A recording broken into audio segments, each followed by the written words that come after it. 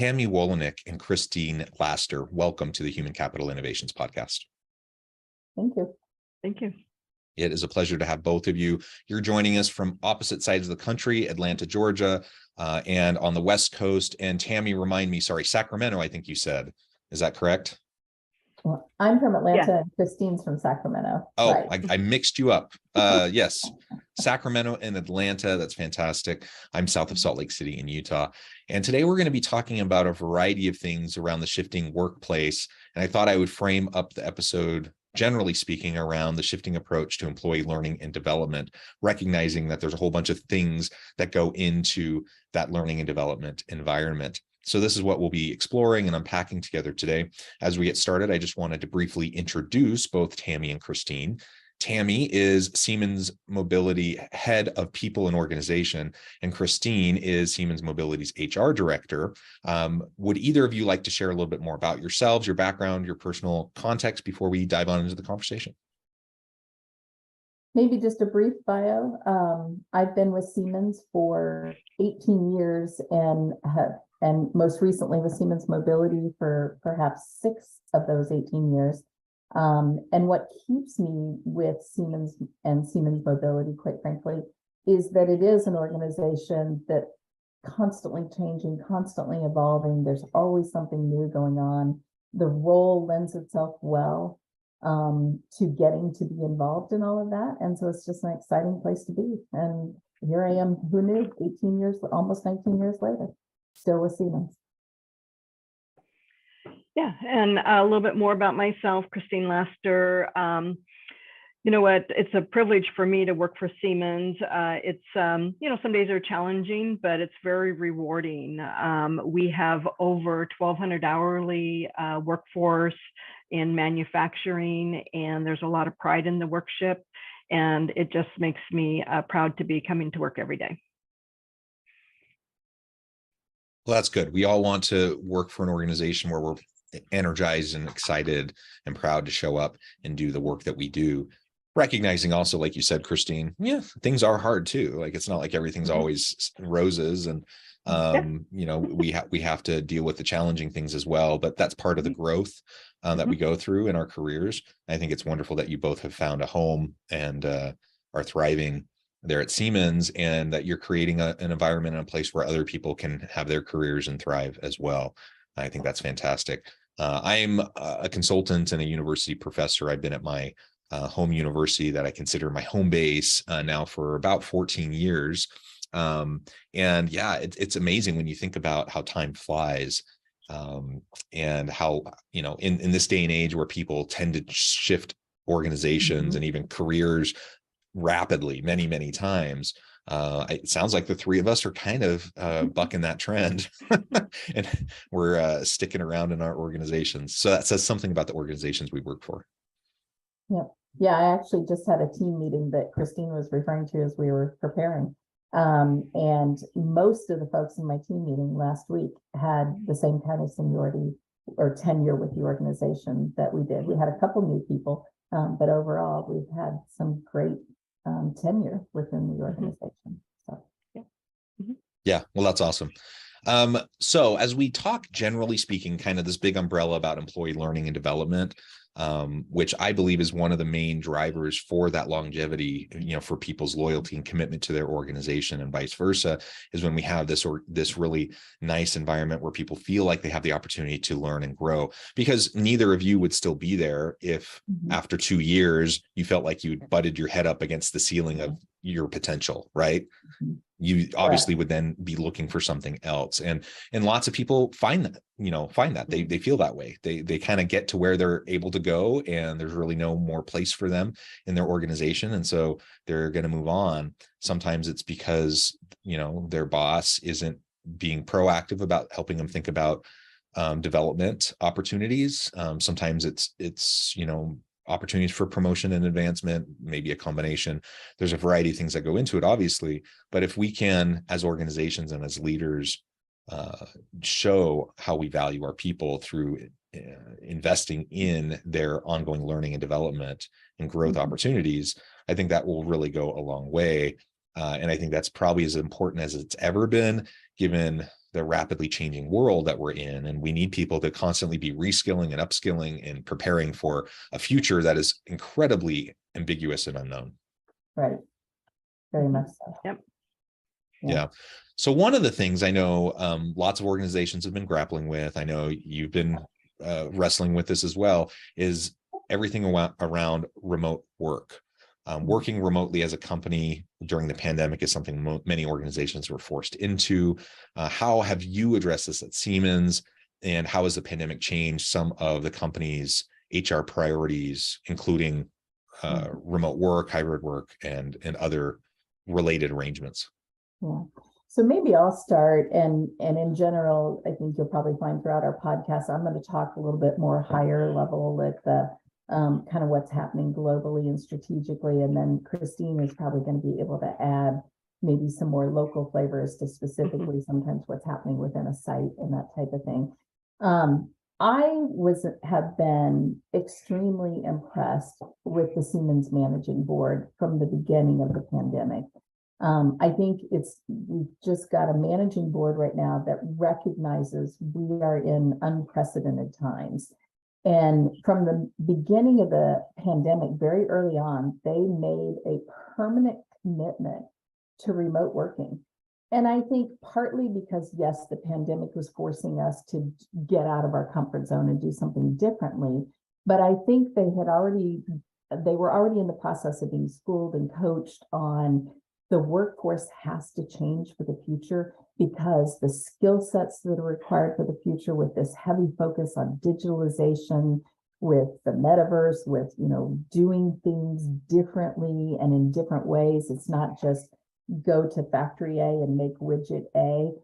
We're doing things so differently that it was an innovative managing board, and they were willing to make these kind of broad changes from the top, and then work with the organization to cascade that throughout the organization. And so we committed to the 2 to 3 days remote working where possible very early in the pandemic. And with that, we had to make sure we had tools in place, that people knew how to work in this new way.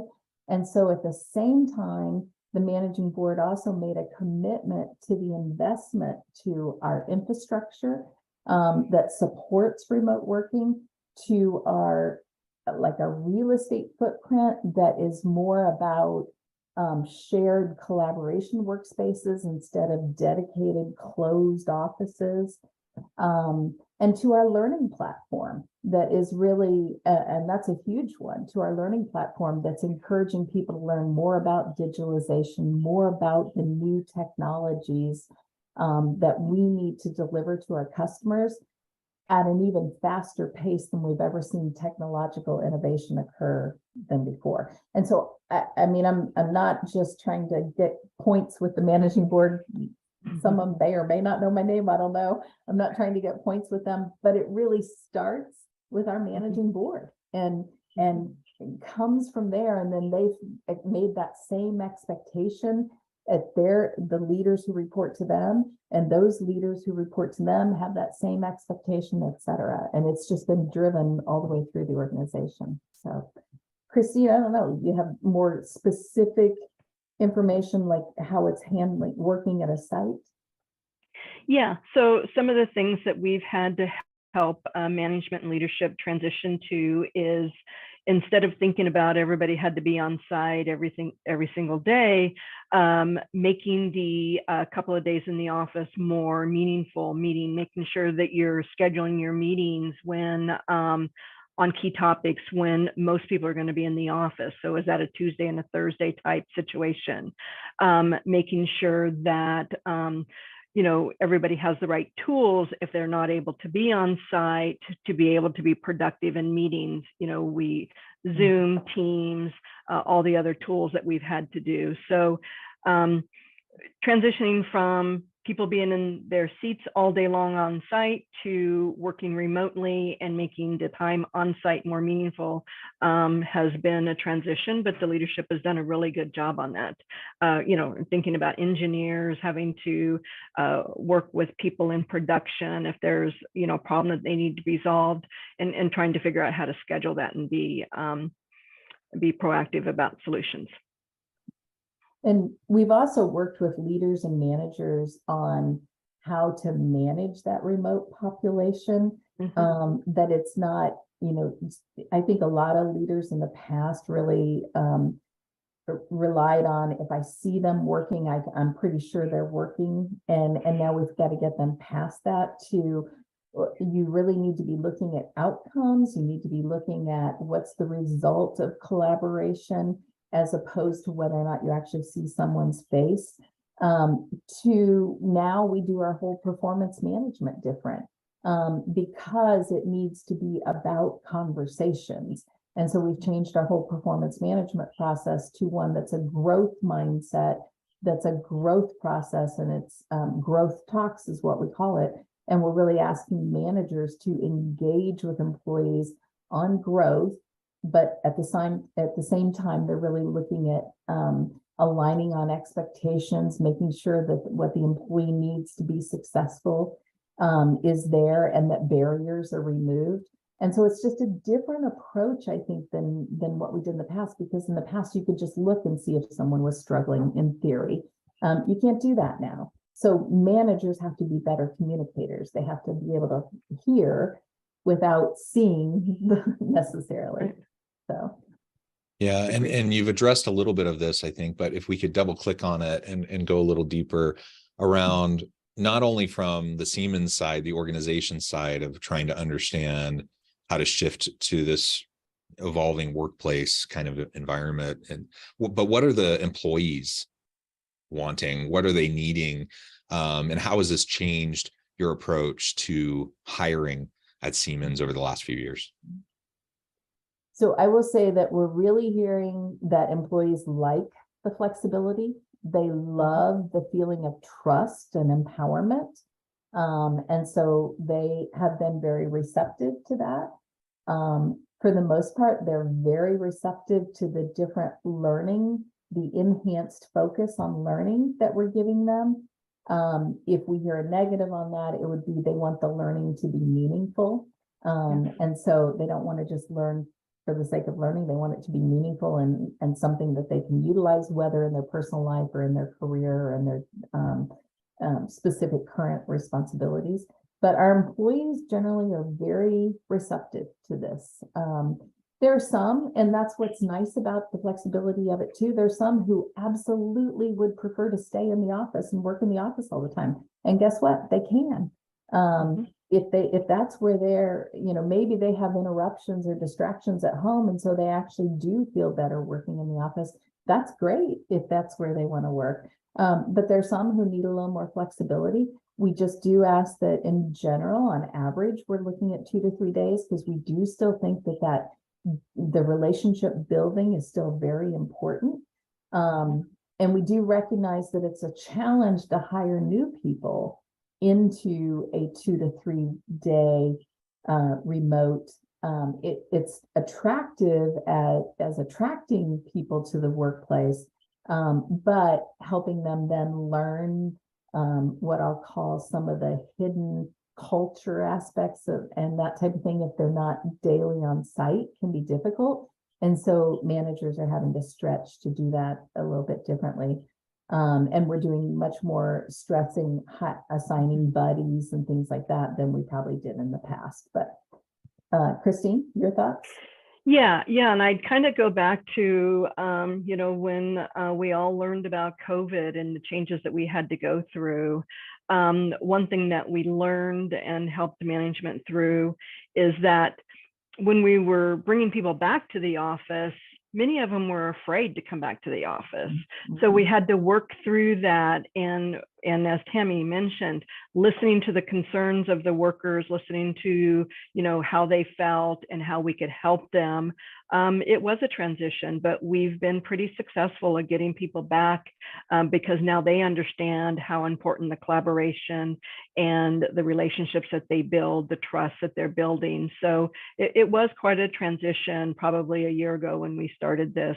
And I can see that it's been more successful, and the leaders seem to be thinking that it's been impactful now, getting people back into the office, but again, still with some flexibility. Yeah, excellent. And I know in the preparation for the show today, I was looking at some of the stuff in the Sacramento facility. So Siemens Mobility Sacramento facility is one of the biggest of its kind in the world.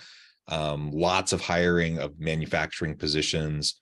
How are you navigating that? Obviously, that is complicated when we're talking about this whole world of maybe remote or hybrid work. How are you dealing with that in a manufacturing setting?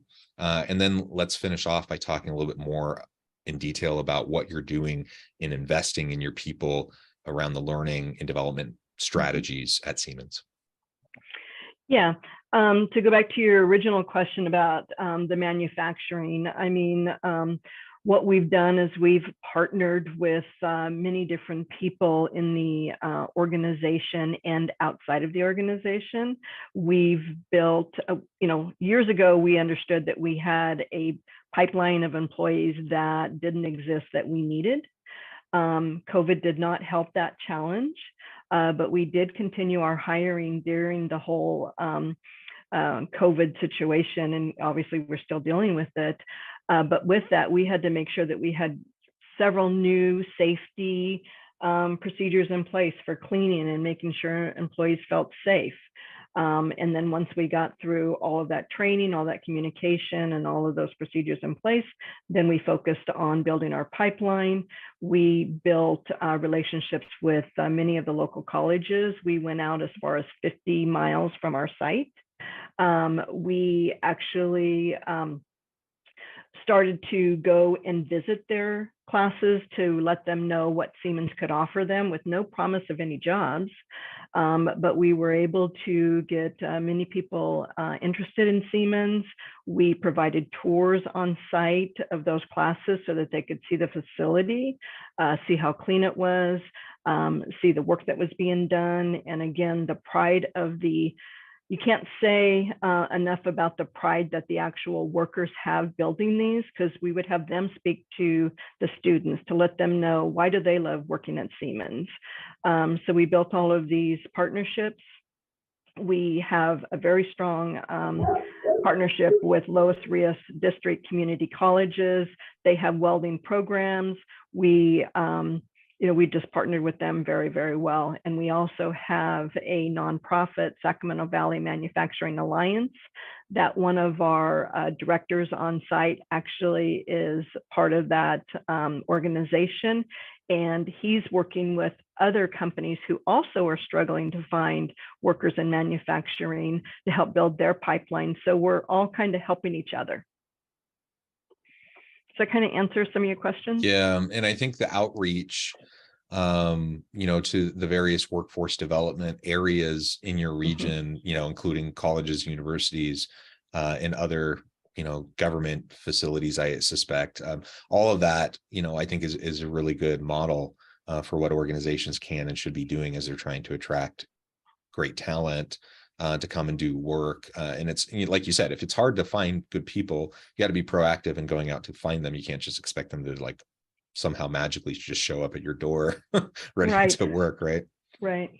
And one additional thing, once we actually got people in the door, then we invested in additional training. We have our own on-site weld education center that, depending on the skill set of the welder, they're in that training for an additional 4 weeks to 12 weeks, depending on their skill set, and they'll be placed in the business. For our assemblers, we have an additional 5 days of training for them to get up and running quickly. And before we created those training programs, we were losing a lot of people because they didn't understand the job. They didn't understand what was needed of them, felt that they didn't have good enough training. So we learned a lot over the last 5 years. Yeah. Anything you want to add to that, Tami? No, just I think their welder certification program and working with the local universities was critical. And if anything, we know that our volume is going up. We have a very successful business unit out there. And so we need to constantly be prepared to scale up. And that's what the site has really focused on, how we partner with the universities, partner with the community to make it successful so that we can do so. yeah, they've done a great Yeah, job. fantastic. And Christine, you were talking a little bit about, as you're recruiting, you're leveraging learning and development opportunities as a recruitment tool, right? As you're going into universities and colleges, as you're onboarding people and helping them understand this is how we're going to help you get certified. This is how we're going to, help you do this XYZ thing so you can grow in your career. Maybe talk just a little bit more about that in our final few minutes. Yeah, I mean, to be honest with you, we're even actually starting at the high school level because we know the workforce that we're going to need in the future. We may not know all the jobs that we're going to need in the future, but we know that we're going to need a manufacturing workforce. So we are working to educate people who are still in school on what maybe to focus on. Some of them want to get into engineering, right? So we give them ideas on here's some things that you might want to focus on if you want to maybe start as a welder and advance into engineering, maybe start as an assembler. We've had some really success stories where people have walked in to Siemens, very little skill set, and now are very key workers in our engineering and other facilities, departments throughout our facility. And it doesn't hurt that we manufacture trains. It doesn't. How cool is that? Earlier I said we make, people make widgets. We don't make widgets, we make trains. So yeah, that's fun. So. Yeah. Yeah, fantastic. Well, Christine and Tami, this has just been a really great conversation. A little bit of a look behind the curtain at Siemens and what you're doing there and the really cool stuff that's happening, especially over the last few years as every organization has been grappling with these shifts and adjustments in the labor market and in the world of work. As we get close to wrapping up now, I just wanted to give each of you a chance to share with the audience how they can connect with you, find out more about Siemens, how they can find out more about your teams, and then give us a final word on the topic for today. Okay. Easiest way to connect is probably through LinkedIn. Both Christine and I are on LinkedIn. So Tami, Tami .Wolownik, WOLOWNIK. I'm on LinkedIn. And then we also have a lot of strong social media presence. You can look up Siemens Mobility. We have strong social media presence where you can learn more about the products we manufacture, the customers, and the markets that we're in. So. Yep. And Christine Laster to do everything that Tami said. I'm Christine Laster, Christine.Laster at Siemens.com, and we can help get connected with the right people. Wonderful. And if you were going to have one nugget takeaway for our conversation today, what would that be? I think management and leadership have to be engaged in wanting to be the employer of the future and being innovative. And once you get that, the rest is very doable. Agreed. Excellent. Well, thank you both. It's been a real pleasure. I encourage the audience to reach out, get connected, find out more about what Tami and Christine can do, and find out more about what they're doing there at Siemens. And as always, I hope everyone can stay healthy and safe, that you can find meaning and purpose at work each and every day.